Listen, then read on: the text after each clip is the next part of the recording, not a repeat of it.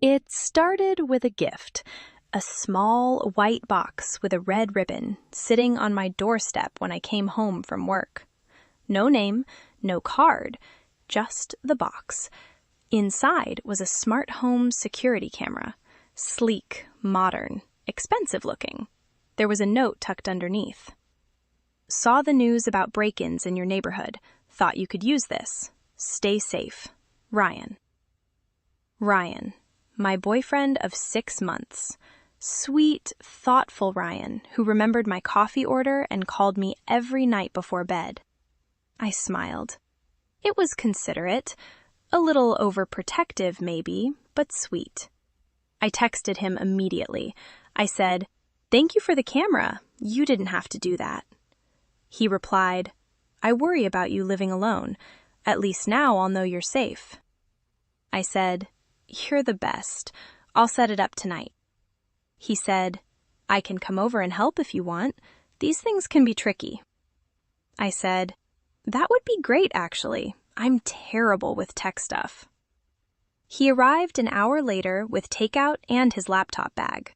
He said, "All right, let's get you protected." He set up the camera in my living room, angled toward the front door. Showed me how to access the app, how to check the feed, how to get alerts when motion was detected. I said, "This is actually really cool. I feel safer already." He smiled. He said, "That's all I want, for you to feel safe." He kissed my forehead and stayed for dinner. Everything felt normal, perfect even. I didn't know I'd just let a nightmare into my home. The first week was fine. The camera did its job. I'd get little notifications when the mailman came, when my neighbor's cat walked past my door. It was almost cute. Ryan would text me sometimes. He'd say, "Saw the delivery guy dropped off your package. Make sure you bring it in before it rains." Or, "Did you just get home? Long day?" I thought it was sweet, attentive. Looking back, I should have noticed how much he was watching. 2 weeks in, things got weird. I came home from a girls' night out around 11 p.m. My phone buzzed before I even got my shoes off. He said, "You're home late. Did you have fun?" I said, "Yeah, we went to that new karaoke bar. It was amazing."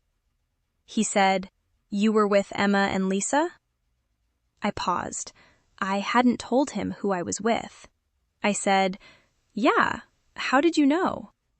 He said, "You mentioned it earlier this week." I remembered. Had I mentioned it? I couldn't remember. Maybe I had. I shrugged it off. But then it happened again.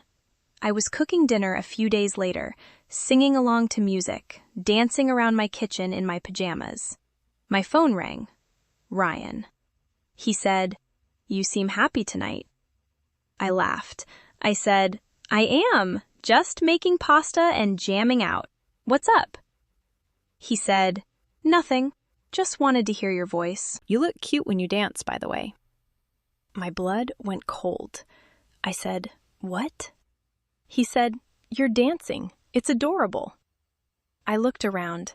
The camera was in the living room, pointed at the front door. It couldn't see into the kitchen. Could it? I said slowly, "Ryan, how can you see me dancing? The camera's in the living room." There was a pause. Too long. He said, "The angle must be wider than we thought. I can see part of the kitchen from the feed." I walked over to the camera, looked at its angle. It was pointed directly at the door. No way it could see the kitchen. I said, "That doesn't make sense." He laughed. It sounded forced. He said, "Maybe I'm just imagining it because I know you so well. You always dance when you cook." He said it so smoothly, so confidently. I wanted to believe him, but something felt wrong. That night, after he hung up, I checked every corner of my apartment. I found the second camera hidden inside a decorative plant on my bookshelf, pointed directly at my kitchen and dining area. My hands started shaking. I grabbed my phone, called him. I said, "Ryan, did you put another camera in my apartment?" he said, calm as ever. What? No, just the one by the door. Why? I said, because I just found one hidden in my plant. Silence. Then he sighed. He said, Okay, yes, I did. But before you get upset, let me explain. I said, Explain? You put a hidden camera in my home without telling me. He said, I was going to tell you. I wanted to make sure you were completely safe. The one by the door isn't enough. What if someone breaks in through a window? What if something happens and there's no footage? I said, That's not your decision to make. He said, his voice getting firmer, Maya, I'm trying to protect you. There have been 3 break-ins in your area in the last month. 3. Do you know how terrified I am something will happen to you? I said, So you spy on me? He said, It's not spying, it's protection. There's a difference. I said, Take it down, now. He said, I will. I'll come over tomorrow and remove it. I'm sorry, I should have asked first. He sounded genuinely apologetic, guilty even. I said, Yeah, you should have. He said softly, I love you, Maya. Everything I do is because I love you. You know that, right?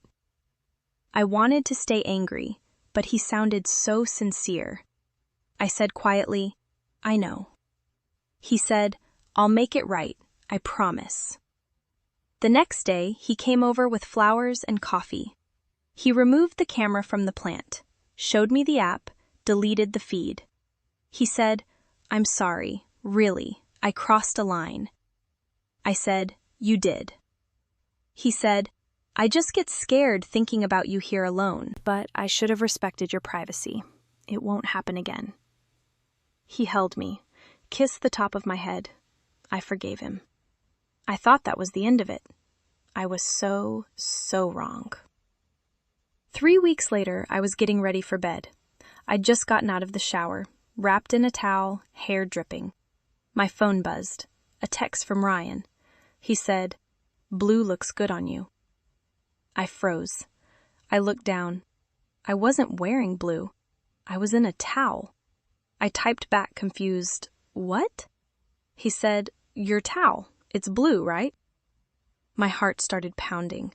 I said, Ryan, how do you know what color my towel is? The typing bubble appeared, disappeared, appeared again. He said, Lucky guess? I said, No, tell me the truth, right now. He called me. I answered, my voice shaking. How did you know? He said calmly, Okay, don't freak out. I said, I'm already freaking out. He said, I didn't take down all the cameras. The room spun. I said, What? He said, There are 3 more. I couldn't take them down. I need to make sure you're safe. I screamed, Where? He said, Living room, bedroom, and bathroom. I felt like I was going to throw up. I said, You've been watching me? In my bedroom? In my bathroom? He said, Not like that. I don't watch you all the time. Just check in. Make sure everything's okay. I said, You watched me shower. He said, I didn't mean to. I was just checking the feed and you were there. I looked away immediately. I said, You're lying. You texted me about my towel. He said, his voice getting defensive, Because I wanted you to know I'm always looking out for you. Even when you don't realize it, I'm there, protecting you. I said, This isn't protection. This is stalking. He said, his tone shifting, colder now. Stalking? I'm your boyfriend. I have every right to make sure you're safe. I said, Not like this. This is illegal. He laughed. It wasn't a nice laugh. He said, Illegal? Maya, you let me into your apartment. You gave me permission to set up security. I have texts proving that. I said, I gave you permission for 1 camera by the door. He said, Semantics. Try explaining that to the police. It's your word against mine, and I have proof you consented. My blood ran cold. I said, I'm finding those cameras and destroying them," he said, his voice dropping to something darker. "I wouldn't do that if I were you." I said, "Watch me." He said, "Maya, listen very carefully. If you touch those cameras, if you try to remove them, I will release every piece of footage I have of you. And trust me, there's a lot." I felt tears streaming down my face. I said, "You wouldn't." He said, "Try me. Every moment you thought you were alone, getting dressed, Sleeping. Crying on your bathroom floor after a bad day. I have it all, and it can all disappear online in seconds." I said, "Please don't do this." He said, softer now, almost gentle, "I don't want to. I love you. But you need to understand something. I'm doing this because I care. Because the world is dangerous and you need someone watching over you." I said, "This isn't love." He said, "It's the only kind of love that keeps you safe. Now, go to bed. You have work tomorrow. And Maya, don't try anything stupid." He hung up. I collapsed on my floor, sobbing, feeling violated in a way I couldn't describe. The cameras were still watching. He was still watching. And I had no idea how to make it stop. I couldn't sleep that night. Every shadow felt like a lens. Every corner felt like it was recording me. I stayed up until 4 a.m. searching my apartment. I found the third camera inside the smoke detector in my bedroom. The fourth was behind a picture frame in my bathroom. Both so small, so hidden. I never would have found them if I wasn't looking. I left them, too terrified to remove them. The next morning, my phone buzzed. He said, "You didn't sleep well. I'm worried about you." I didn't respond. He said, "Don't ignore me, Maya. It's rude." I turned off my phone. 10 minutes later, my work phone rang. Somehow, he'd gotten the number. I answered, terrified. "What do you want?" He said, "I want you to stop acting like I'm the enemy. I'm trying to help you." I said, "Help me? You're torturing me." He said, "Torture? Dramatic much? I'm giving you security, peace of mind." I said, "I want you to delete the footage, all of it." He said, "Can't do that." I said, "Why not?" He said, "Insurance, in case you ever try to leave me and claim I was a bad boyfriend. I'll have proof I was perfect, that I cared." I said, "That's not how this works." He said, "It's exactly how it works. Now, I need you to do something for me." My stomach dropped. I asked, "What?" He said, "Tonight, wear the red dress, the one I bought you for your birthday." I said, "Why?"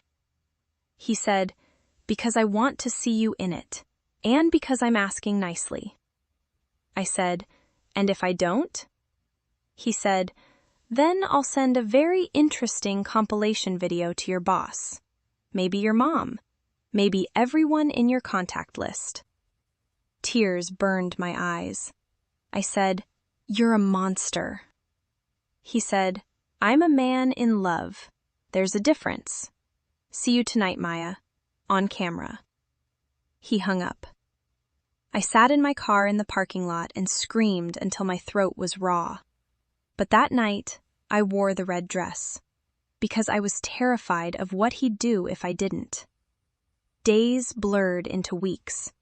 Ryan never came over anymore. He didn't need to. He was always there, watching, commenting, controlling. He'd text me throughout the day. He'd say, "You didn't eat breakfast. That's not healthy." Or, "Why is your coworker Jake texting you so much?" Or, "You've been on your phone for 20 minutes. What are you doing?" I felt like I was losing my mind. I couldn't have friends over, couldn't talk on the phone freely, couldn't exist without feeling eyes on me. One night, I broke down and told my best friend Emma. We met at a coffee shop far from my apartment. I told her everything. She stared at me, horrified. She said, Maya, this is insane. You have to go to the police. I said, and tell them what? That my boyfriend installed cameras in my apartment with my initial permission? He has texts proving I agreed to the first one. She said, but you didn't agree to the others. I said, it's my word against his, and he has footage of me doing things, private things. He'll release it if I try to fight him. She said, that's revenge porn. That's illegal. I said, so is blackmail. But he doesn't care. He's always 3 steps ahead. She grabbed my hand. She said, then we go to the police anyway. File a report, get a restraining order. I said, he'll release the videos before the restraining order even processes. She said, what if we destroy the cameras first? I said, he has cloud backups. He told me. Even if I destroy the cameras, the footage is already saved. Emma looked defeated. She said, so what do? Just live like this? I said, I don't know. I've been researching, looking for options, but I feel trapped. She said, there has to be something. I said quietly, there might be, but it's risky. She leaned forward. She said, tell me. I took a breath. I said, I need to make him think I'm complying, that I'm accepting this, and while he's comfortable, I find a way to access his cloud storage and delete everything. She said, how? I said, his laptop. He's always on it. If I can get into his apartment, get on his computer, I might be able to wipe the files. She said, that's breaking and entering. I said, I know. She said, you could get arrested. I said, I know. She said, but it might work. I said, it's the only plan I have. She squeezed my hand. She said, then let's do it. 2 weeks later, I put the plan into motion. I started texting Ryan again, being sweet, compliant. I said, I'm sorry I overreacted. You're right. You're just trying to keep me safe. He said, I knew you'd come around. I love you. I said, I love you too. It made me sick to type it, but I had to sell it. Over the next week, I rebuilt his trust. I wore what he asked, ate when he told me to, smiled for the cameras. He started calling me again, talking about our future, how we'd move in together soon, how he'd keep me safe forever. I played along. Then I made my move. I said, I miss you. Can I come over this weekend? I want to see you in person. He said, really? I said, yeah, I feel like we've been distant. I want to fix that. He said, I'd love that. Come Saturday. I'll make dinner. Perfect. Saturday came. I dressed nice, brought wine, acted like the perfect girlfriend. Ryan was thrilled. He said, I'm so glad you're here. I've missed this. I said, me too. We had dinner, watched a movie. He was relaxed, happy. Around 10 p.m., I excused myself to the bathroom. I texted Emma from inside. I said, now. She was parked outside, ready. I flushed the toilet, washed my hands, came back out. I said, I'm not feeling great. I think the wine didn't agree with me. He looked concerned. He said, do you need to lie down? I said, maybe just for a few minutes. He led me to his bedroom. I lay down on his bed. He said, I'll get you some water. The second he left the room, I got up. His laptop was on his desk, open, unlocked. I went straight to his cloud storage, folders and folders of video files, all labeled with dates. My apartment, my bedroom, my bathroom. I felt sick, but I didn't have time. I selected everything. Hit delete. A confirmation box popped up. Are you sure you want to permanently delete 487 files? I clicked yes. The progress bar started 45%, 60%, 78%. I heard footsteps. My heart was pounding so loud I thought he'd hear it. 92%, 98%. He opened the door. 100% deleted. I closed the laptop and turned around, trying to look casual. He was standing in the doorway, holding a glass of water, staring at me. He said slowly, "What are you doing?" I said, "I felt better. Was just looking at your desk. You have so many books." He walked toward me, set the water down. He said, "Were you on my laptop?" I said, "No, why would I be?" He opened it, checked his cloud. His face went white, then red. He looked at me. He said, "You deleted them." I didn't respond. He grabbed my arm, hard. He said, "You deleted everything." I said, "Let go of me." He said, "Do you have any idea what you've done?" I yanked my arm free. I said, "I took my life back." He laughed. It was unhinged. He said, "You think it's that easy? You think I don't have backups?" My blood went cold. He pulled out his phone, opened an app. He said, "External hard drive, in my safe. Every single file. Still there." No, no, no, no. He said, "You tried to outsmart me. That was stupid." I ran for the door. He grabbed me, pulled me back. He said, "You're not leaving until we figure this out." I screamed, "Let me go!" He clamped his hand over my mouth. That's when Emma burst through the door. She wasn't alone. Behind her were 2 police officers. Ryan froze. Emma said, "Get away from her." One of the officers said, "Sir, let her go, now." Ryan released me. I stumbled toward Emma. The officer said, "We got a call about a domestic disturbance and a possible blackmail situation." Ryan said, "This is a misunderstanding." The officer said, "We also have reason to believe you've been recording someone without consent. We're going to need to see your devices." Ryan's face went pale.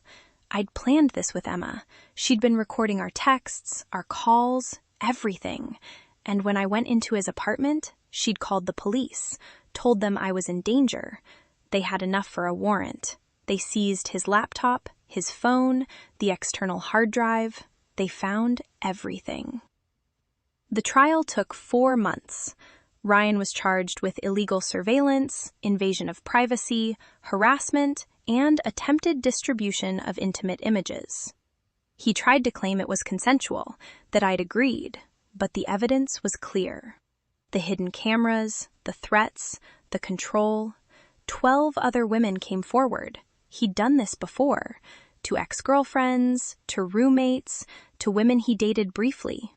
I wasn't the first, but I was determined to be the last.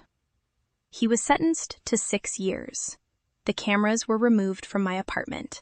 The footage was destroyed under court supervision. I moved to a new place, changed my number, started therapy. Some days are harder than others. I still check every corner of every room. I still cover cameras on my devices. I still get panic attacks when I see security cameras in stores. But I'm healing, and I'm not silent anymore. I started a blog, sharing my story, warning others about the signs, how protection can become control, how "I'm just worried about you" can become "I own you," how love should never feel like surveillance. Other women reached out, sharing their stories, their fears, their survival. We built a community, and one day I got a message. It said, "My boyfriend just installed a camera in my apartment. He said it's for my safety. After reading your story, I said no. I made him take it down. Thank you for speaking up." That's when I realized something. My nightmare had a purpose. not to break me, but to build something stronger. This is my story. If someone is watching you without consent, if someone says it's for your own good while violating your privacy, if someone makes you feel trapped in your own home, document everything. Tell someone. Fight back. Privacy isn't paranoia. Control isn't love, and you deserve to feel safe in your own space.